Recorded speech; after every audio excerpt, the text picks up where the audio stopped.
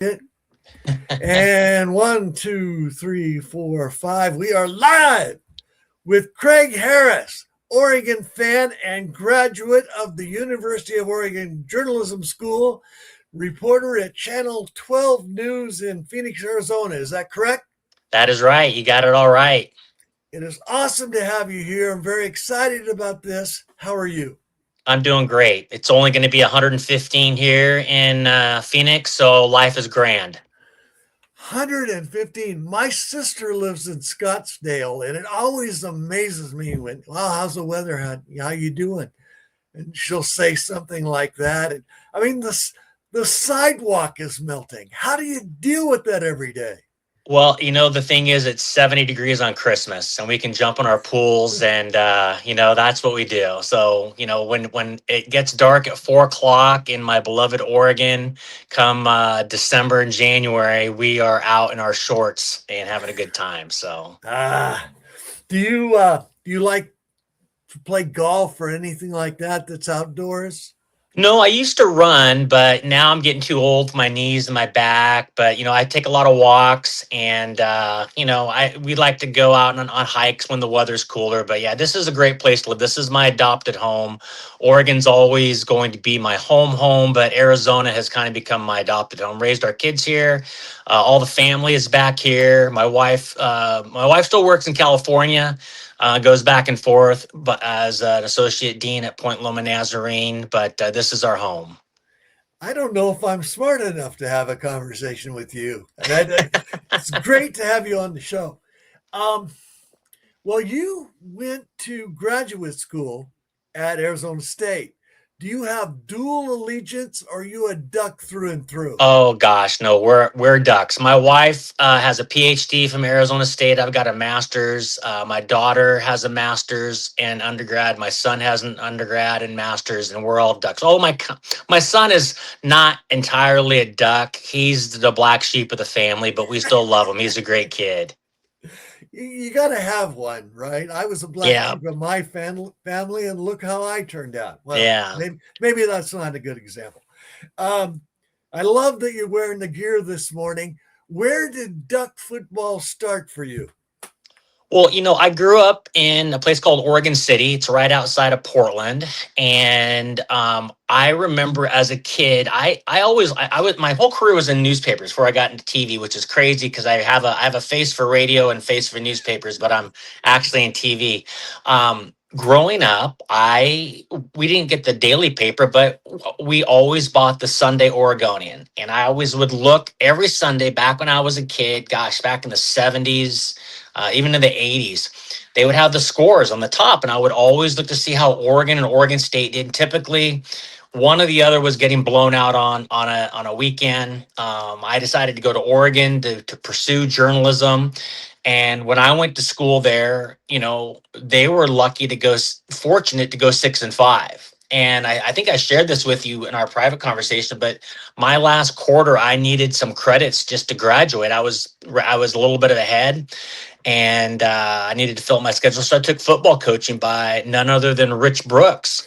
And first day of class, me and one other guy, we're the only two non-football players, and it's almost the entire football team in this 3 credit class. And Coach Brooks on the first day of class puts a 7 on the board and says 7 wins. If Oregon ever attains 7 wins, we will have found success. And that was the bar back then, getting 7 wins. Coach Brooks did an amazing job with the lack of revenue and the lack of resources he had just to be mediocre. But yeah, it was the standard back then. Now, Coach Lanning, if he gets 7 wins, he might be shown the door. So Expectations have changed, and Coach Brooks was the first guy to really raise them. I mean, when he started in Oregon, beating Oregon State or Washington in a couple of games was a good year. absolutely. And, he always seemed to do well and be competitive and would pull off an upset early in the year. And then, typically one of their key players would get hurt or two key players that get hurt. In Oregon, on the starting lineups back then in the '80s, they could compete with pretty much anybody in the then Pac-10. but they just didn't have any depth. Unlike now, where Coach Lanning and Coach Cristobal, they developed a lot of depth. Coach, going back to Chip Kelly, they developed the depth, and the Coach Brooks never had that. And he it would be interesting to see how he would do now in the NIL era with his kind of fiery, tough personality in this era. But I think he'd do well. The dude was tough. I mean, he instilled a new kind of toughness in Oregon football. Yes, he did. Yeah. He was actually a really good guy too. And my daughter actually competed against his daughter in soccer. And he was actually a good guy. He was involved in the community. He loved Oregon. And it's really neat to see him back.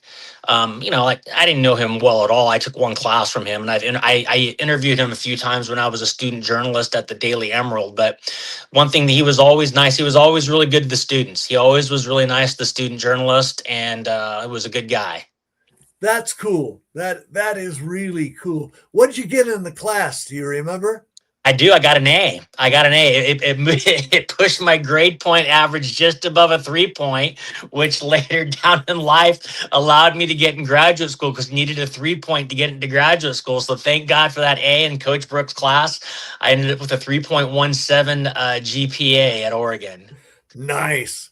And I got to think that Coach Brooks, ever crafty Coach Brooks, probably used that class to keep a few guys above the Mendoza line in terms of their grade point average.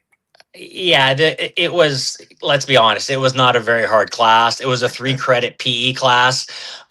You had to go. He did take attendance. You needed to show up. And basically it was a great class because every week we had a different position coach teaching the class, and they actually taught the class. I learned about being a wide receiver and a defensive back and a linebacker. And the final project was you need to put together a playbook. Well, all the players already had their playbooks, but I had to create one. And so it was pretty cool. And he actually gave me an A+ because he couldn't believe how much effort I put into creating a playbook. So it was fun. That's awesome. Do you still have it? No, I've moved so many times, but it was a lot of fun to have that. So I can't think of how many great pieces of memorabilia and how many wonderful books I have lost to ex-wives, ex-girlfriends, and moving in 3 boxes. Yeah. Well, anyway, we're grown men now with houses of our own, and how great is that? absolutely. Well, it sounds like your family has had a great story about Oregon, around Oregon football. What are some of your favorite memories?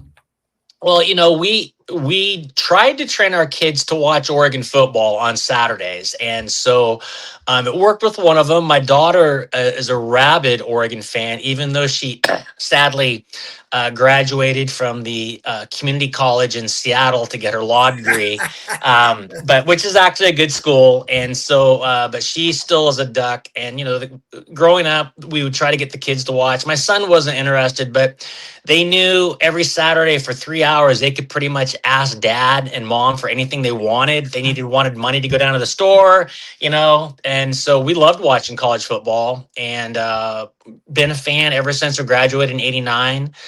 Even when we moved to Indiana, and back then you had cable, so you could watch a few games. But we would actually listen, to the Ducks on our our computer and listen to games and jump up and down when they would score. And so, we love Oregon football, and we're hoping. My wife is a lifelong Duck. I'm a lifelong Duck, and we're just hoping, that this might be the year for a national title or someday soon. We've seen a lot. Had a lot of heartbreak being an Oregon fan, but it's been a lot of fun. A lot of heartbreak. We have really all paid our dues as a fan base with those. I mean, we can all recite them, those agonizing moments. Dixon goes down, Dyer was down, getting snubbed for Nebraska Yep. when Joey Harrington and the guys had a chance to go to the BCS National Championship. There's a whole story around those heartbreak moments, and this really does feel like the year maybe all that loyalty pays off. Well, I hope so. And I think what's really, I mean, I'm glad that there's a college football playoff. I mean, we've been around enough where Oregon just made it in the old BCS where they were number one or number two and they played Auburn.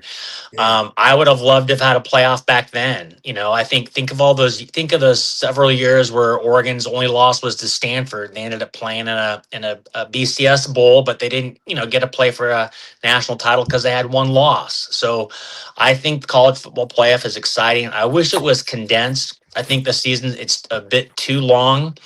I wouldn't mind seeing it go to 20 teams and having, the group of six, more of them getting a chance to play. I think that would be good for Oregon State, would be good for Washington State to have a shot at that. But I think as we saw last year, even how good James Madison was, and even how good Tulane was, there's a marked difference between the group of six and the power four. So it's not like basketball where if you can get three really, really good players and they play all 4 years, you can, have a Cinderella story. yeah, I just think there's such a difference. And I think even in this NIL age, fortunately, Oregon's in the Big Ten. It helps the school. I think it helps the school in so many ways because of academics and the academics of all the other great schools in the conference. I know there's a lot of folks here in Arizona State. They're in the Big 12. They would love to be in the Big Ten. I've got a very, very dear friend who's a huge University of Utah supporter, and he does not. He hates being in the Big 12. He wants to be in the Big 10 also. So I think it's good to be in the Big Ten. Two losses in the Big Ten or two losses in the SEC are going to get you into the college football playoff. I can't say that from the other two conferences. totally changes the thinking now. Used to be if you had one loss, well, your options and your chances of making the postseason grew more limited with each loss. And now you can go 10-2 and peak at the right time, like Ohio State did in Hmm. 2024, and you can win the whole thing. Yep. And it's so crazy. Like we go starting back on starting at the beginning of our conversation to think like, the old Watson Stadium held 41,000. And I remember going to games, there might be maybe 25,000 fans there for San Diego State or, early in the season. I mean, you only had a sellout when you played Oregon State or Washington, or maybe when the Southern California schools came to town. So, it is really cool to see how far the program has come. And it's really cool to see, that we're really blessed with, Phil Knight. And, the one of the stories that I was told, and I would probably need to double check on this, but I actually covered the team when they went to the Cotton Bowl after the Rose Bowl run, and they got smacked by Colorado. It was a horrible, rainy, crummy day.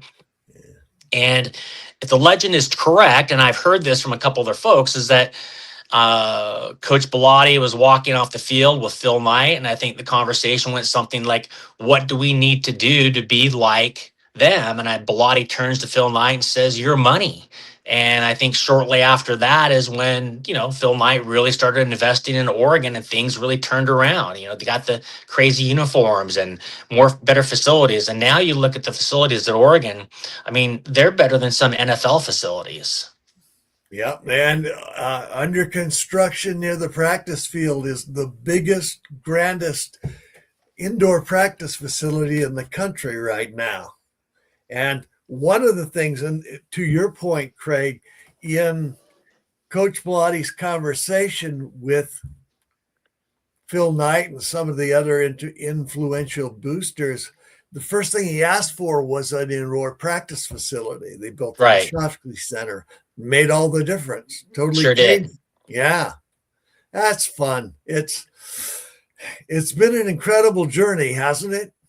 It has, and it's a lot of fun. And people give me grief because I've worn Oregon gear all the time. I used to play pickup basketball back here before my back and knees got bad, and my nickname was Duck or Ducks because I always wore Oregon clothes. And people would tease me or give me a hard time, and I'm like, hey, you know what? When you grew up, I grew up in the '80s. I went out in the rain. I sat through some really bad football. Fortunate just to go 6-5. And so I can wear as much Oregon stuff as I want. I'm full fledged. I'm not a Johnny come lately. So You've paid your dues. A friend uh, of mine, a friend of the show, Jeremy Conant, who's covered the team in years past and a really good guy, he talks about Autzen Stadium used to be so empty from week to week that a guy who he knew once snuck a beer keg into the stadium underneath the rain jacket, and it worked.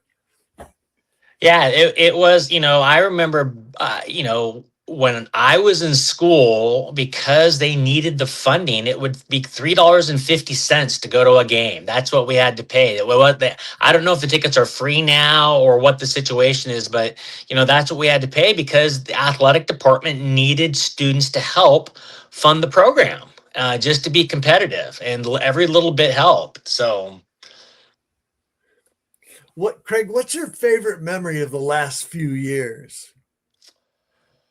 I think the last couple of years, just like the undefeated run they had. Sadly they lost against Ohio State. We went up to that game. We were able to get tickets on the day of the game and go watch that. Sadly, it wasn't what we wanted.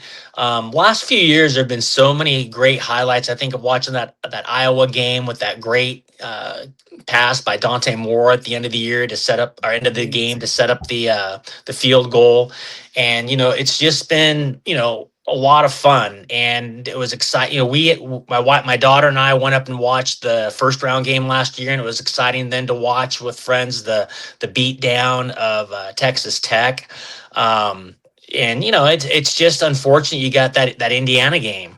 So I hope there's enough guys on the team that can get ready. And people have to remember, we're pretty darn blessed to have a guy like Coach Lanning, and the kind of success that he has had right out of the gate. And he seems like a great guy. I actually, a few years ago, we were in Los Angeles and we were going to go to the Oregon game at UCLA, and I was out getting my wife some coffee. And unbeknownst to us, we were right down the street from the Oregon team, and Coach Lanning was out for a walk. And it was just one of the few days I didn't have an Oregon shirt on, but I actually had on some Oregon shoes.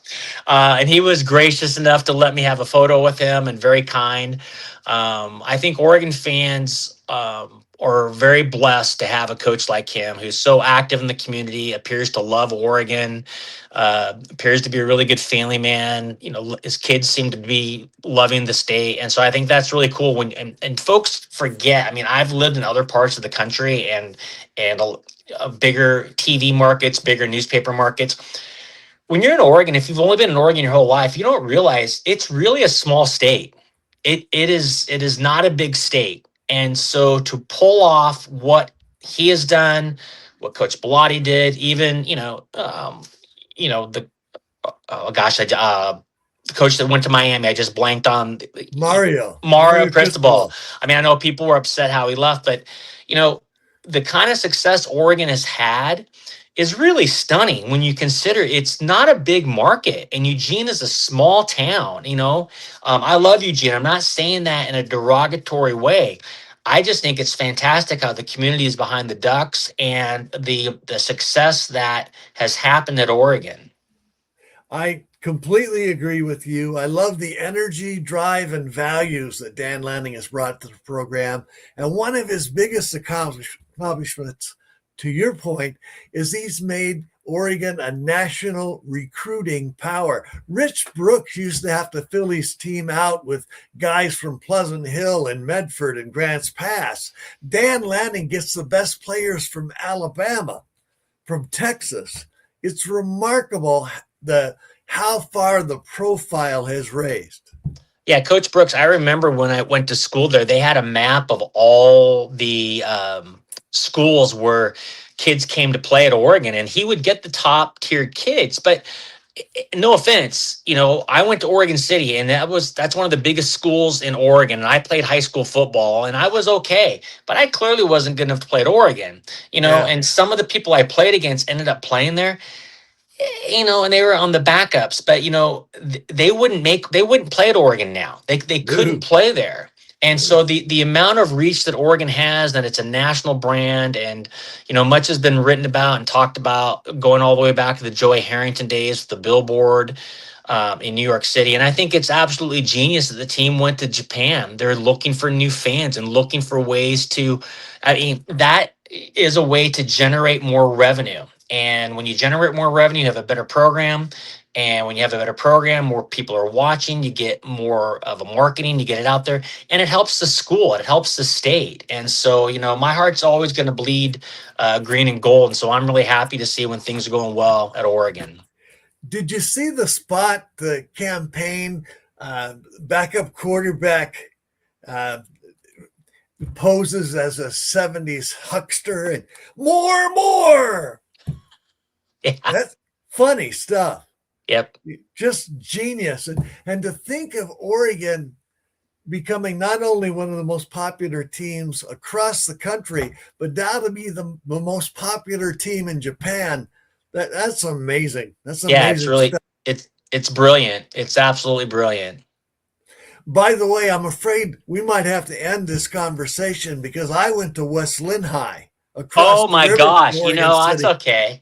I lived right on A Street for a while. That was one of the many places where we lived. We lived right down there, and we would actually take our first beagle we ever had up there and go walk around the track. And I played a lot of games at Westland High, and he was a little older than I was, but Mitch Williams Oh would yeah. pitch for the Lions, and we've got a lion down here, Tim Tawa, playing for the Diamondbacks. So Really good player. Went to yep, Stanford. And Mitch Williams, the wild thing. He yep, was crazy dominant in high school. I mean, he'd strike out 20 in a game. It was nuts. yep. Yeah, Yeah. well, I actually, if, kind of going way back on the old time machine. High school buddy of mine, Darren McCarty, coached at Westland High School when they won one of their state championships, and he's a great guy. And he was, I think, one of their defensive coordinator who was under Chris Miller when Chris was coaching there. So, It's kind of fun, all the West Lynn and Oregon connections there are. yep. The Ducks have a recruit in the 2027 class with a name you might recognize, Josiah Molden, Ah, yeah. son of NFL great and Oregon star Alex Molden, who played with the Ducks in the 90s. Yep. I, And I remember a story on Alex Molden when another one of his sons was playing at Westland, that he and his wife would do duty in the snack shack, and he was making corn dogs and snow cones. And his view was, hey man, that's what moms and dads do. You're part of the community, and it doesn't matter if you're a former NFL player. I mean, this is what you do. So I love that. And I think that attitude of being part of the community is something that really rings true with the guys they have now. I mean, Dante Moore, Bear Alexander, they did a football camp this summer for kids. And, the Ducks reach out, the Ducks get involved. And Dan Lanning always says, I want to coach players who grow up to be good fathers and good husbands and yep, have success in their career. I love that balance. absolutely, absolutely. All right, what are you looking forward to this year? What are you concerned about with the 2026 Ducks? Well, I'm looking forward to going to hopefully get to go watch them when they play USC. That's not too far of a drive for us. The only problem is my nephew plays professional soccer, and he's got a game against the LA Galaxy that night. He plays for Colorado. So I mean, I bet that game's going to be a primetime game, so I might have to be watching that game while I'm at my nephew's game. So I'm looking forward to that. The game at Ohio State is going to be epic. I think those two are there. I think the Ducks go into Columbus and knock off the Bucks, and but I you know it would be nice for them to run the table. I just look at their schedule. I think there's going to be one game in there that's going to be a hiccup. They don't play Indiana, which may or may not be good. I would not want to overlook Kurt Sangetti. But I think the season is going to be exciting. I'm disappointed that after this year, the preseason schedule is going to become basically, three cupcakes. It's going to become an SEC schedule, but you kind of have to do that when you have such depth in the conference. So I don't think you're going to see very many more early season games where you're going to have top 5, top 10. Now this year you will, because Ohio State's playing Texas, but I think those games are going to go away. And you look at Oregon's schedule down the road, I mean, it's their non-conference schedule is going to be probably 3 big blowouts. But yeah, I mean, that's just kind of the life of college football right now. Yeah, I don't like that about the game. One of my concerns about expanding the playoffs is that everybody's going to dumb down the schedule to Yep. get 10-2 so you get in, right? Because that's how you keep your job. And you Right. see so many teams now that are playing Cupcake U, Cupcake State, and the University of Cupcake Tech in the non-conference schedule, and I hate that. Play some football. Yeah, I think the games of the days of Oregon playing Auburn, or some really high profile matchup, I think those days are over after this season. I mean, Oklahoma State will be better. Boise State, they're always tricky. They give the Ducks a hard time, but I think Oregon will be well prepared for that. I mean, look at what Oregon did to James Madison last year. I think Oregon will be ready. Their Lanning clearly isn't Coach Lanning clearly isn't going to overlook that, and so I think after Ducks should be 3-0 heading in when they play USC, and I think that's going to be a big game. That will be a lot. That will be real. That will be real challenge. Well, Craig, maybe you'll get lucky with the kickoff time. Maybe Fox will take it for the big noon game. Gosh, I hope if you have any connections there, that would be fantastic. I would love that. Then I could do a twofer. I could actually do that and see my nephew's game, and then maybe swing down to San Diego on the way back and see the Diamondbacks play the Padres in the last game of the year, and have a great weekend. So that would be fantastic. So that would be a great weekend. yeah. Yeah, it's possible. There's always Jerry Allen, the voice of the Ducks, on the Oregon Sports Network. Yeah, we could do that. I mean, don't worry. I will be watching the game. My wife will be watching the game. My daughter will be watching the game, and then we'll probably get some dirty looks from folks. We might have to put our earbuds in, but we're not going to miss that game. I love my nephew. I love him a lot, but he knows I kind of like Oregon and love Oregon football a little bit more. You know what I'm saying? Well, I do know what you're saying, and I don't think anyone should schedule weddings in the fall, and I don't think family reunions or birthdays should. If they happen, they should revolve around the TV screen and the Ducks. Absolutely. Yeah, it's that USC game is such a big deal because the Trojans are making noise about being back, about awaking the echoes and returning to the glory days of Reggie Bush. They're ranked number 14 this year. They've got a senior quarterback in Jaden Maava and an improved defense with Gary Patterson, the old TCU coach, taking over as their defensive coordinator.